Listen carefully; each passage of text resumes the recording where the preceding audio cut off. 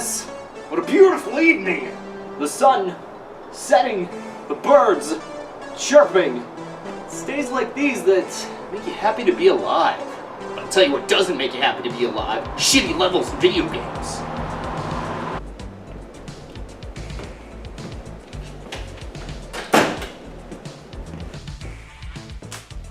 Because sometimes there's a game that's so perfect, so innovative and fun, that nothing could ruin the experience for you. And sometimes there's a game that's so perfect, so innovative and fun, that nothing could ruin the experience for you. Except for that one level. You all know what I'm talking about. That one level that makes you think twice before putting the game in your system and turning it on. Tonight, we're gonna count down the top 10, bottom Chip, 10. what are you doing? Eve, you're not introduced until later in this episode. I know, we've done this episode before. That first time doesn't count. The quality was terrible. We're reshooting it in 1080p high definition HD, Dolby Digital surround sound, and remastering it with me shooting first and do-back lizards walking across the room. Don't you think that's kind of disrespectful to the original video? I think it grants perspective and allows you, as well as the audience, to reflect on the growth and improvements we've made with the content over the years. No, and everything originally established after this episode is no longer valid. So instead of my evil sister being the villain is now Makesh Gino, who wields a ridiculous lightsaber that has two little lightsabers running perpendicular to it. Still upset about The Force Awakens? I may never recover. How can I explain when there are few words I can choose? Wow, 3 years of RobTroid under my belt.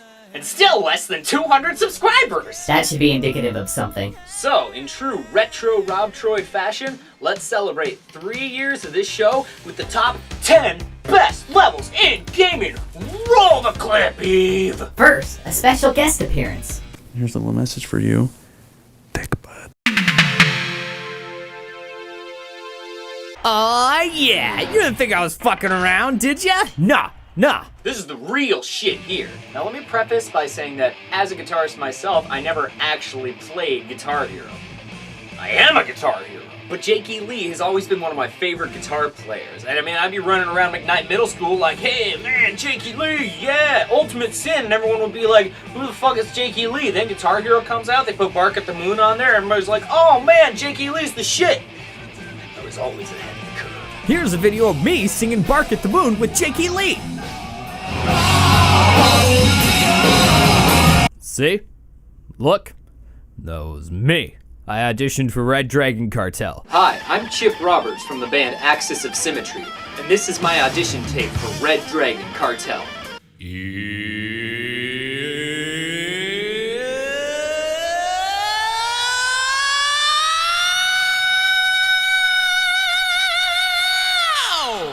I'm auditioning to replace Darren James Smith for lead vocals. I got the pipes.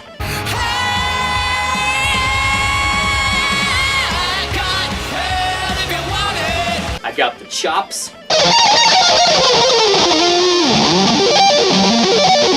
And I got the look.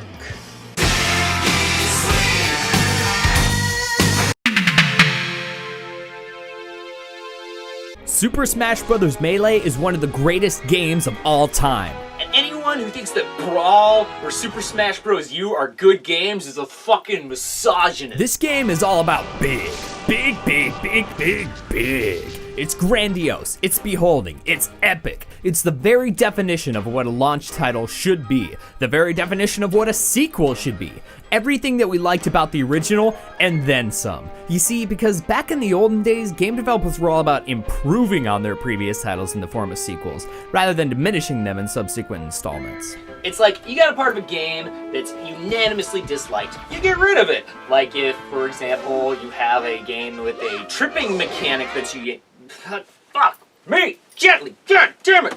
Like if, for example, you have a tripping mechanic that's unanimously panned, you would get rid of it. That's not the case anymore. Nowadays, developers ignore the problem or embellish upon its faults. Nintendo. But one thing that you have to remember is that there were bad games. Yes, but there hadn't been years of bad games and increasingly poor marketing and business decisions. So expectations were actually high when new games were announced, and Super Smash Bros. Melee was no exception. What Nintendo and HAL did was basically take everything that was good about the original and amplify it. The controls were smoother and more responsive. The characters were given new moves, taunts, and outfits. Environments were more interactive. The graphics were sleeker. There was more to unlock, and So they took one of the best levels from the first game, Sector Z, stuck it out Corneria, and there are cities and oceans in the background, the R-Wing and Wolfen flying around, zapping the stage, and plenty of room for non-stop, fast-paced combat with 4 players. Top it all off with a killer orchestral arrangement of the Corneria. Go to the next one. Everything was Nintendo. All exclusive. None of these bastard characters from other consoles. Oh man, was this a hard entry to narrow down. I had to pick from just one Mario game, and there are so many great ones that it made narrowing it down fucking I can't act, I don't know how. Buoy Base, Shifting Sandland, Forest of Illusion, Lethal Lava Land. Oh god, so many good levels. You didn't just play Mario, you lived it. So boom, fucking Lethal Lava Land. I hope this time that the Koopa shell shows up so that I can surf on the lava. Yeah, I'm surfing. I'm really surfing. The qualifier I used for selecting which Mario level gets the top pick was really the longevity of it. How many hours you could spend just fooling around, and boy, we sure did spend many hours playing this level. For starters, the map is huge with plenty of different areas to explore and enemies to battle, and just when you think the good times are coming to an end, you come across a...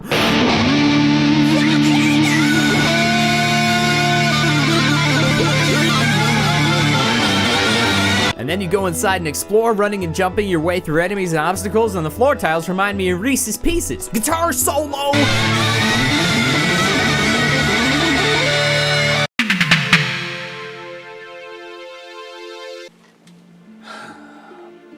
Yeah, I know. It being my anniversary and all, I thought that maybe I should try to make this special as over the top as possible. But damn it, I just couldn't, because this level is one of the most relaxing and awesome levels of all time. It's Thorntail Hollow! It was a bold move to turn a space shooter into a Zelda-style adventure game, and many of us were skeptical to this change of gameplay. But as soon as Fox set his R-Wing down in Thorntail Hollow, we became immersed in the world that was Dinosaur Planet. A hub was exactly the kind of thing that this game needed to launch it into superstardom. The music, the atmosphere, that jerk-off shopkeeper.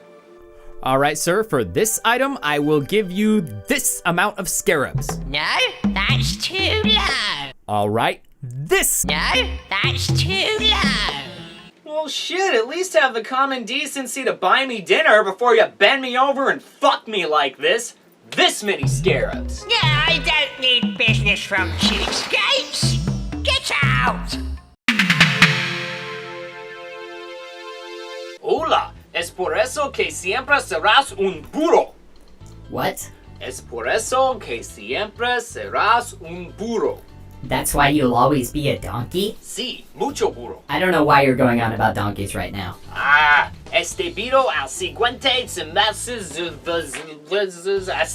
nivel, chica. Es muy caliente. Hot Top Volcano, or as the Spaniards call it, Volcán Superior Caliente. Sí, muy caliente. The first thing that comes to my mind when I think of Diddy Kong Racing is Mexico. The second thing is Hot Top Volcano. So in order to make an example of why the level is awesome, we need to deconstruct it into its bare bones. So for starters, we're going to talk about the music, because we all know that music is something that I hold near and dear to my heart, because I'm a musician. And David Wise is basically the second coming of Christ in my book. I mean, we already went over that in the Star Fox Adventures review.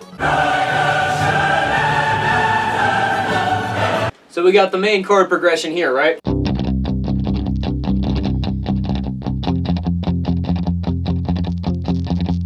Right? So in the key of D flat, except I'm tuned down to drop C, so it's actually a half step down. Oh, wait, I haven't talked about my rig yet. I just have a few little things that I want, nothing too complicated. I want an amp that's going to give me the gain that I need without having to put it through distortion stomp boxes or an effects loop or tube screamer or anything like that. And I want it to have a clean channel. And ideally, built-in delay. because I need lots of delay to cover up my mistakes. So you got your D flat followed by your G flat, right? Which if you play it like this,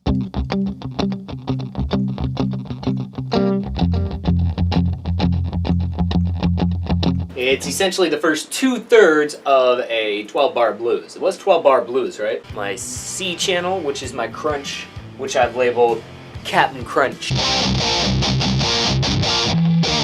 So then you got your main melody right here, which is characteristic of the blues scale with the raised, that note. Yeah.